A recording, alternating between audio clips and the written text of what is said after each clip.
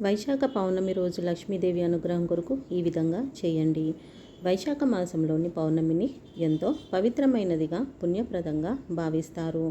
ఈ రోజున పవిత్ర నదిలో స్నానం ఆచరించి విష్ణుమూర్తిని ధ్యానం చేసి పూజ చేస్తే సకల బాధలు నశించి పుణ్యం లభిస్తుందని పురాణ విశ్వాసం.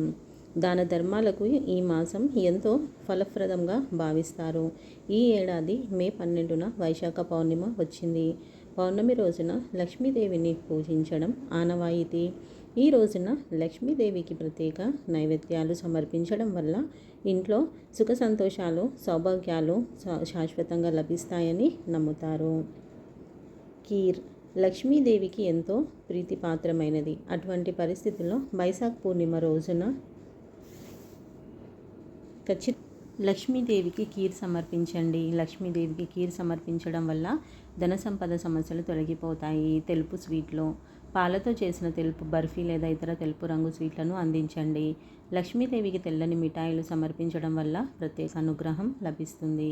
కొబ్బరికాయలు కొబ్బరిని శాస్త్రాలలో చాలా పవిత్రమైన పండుగగా భావిస్తారు.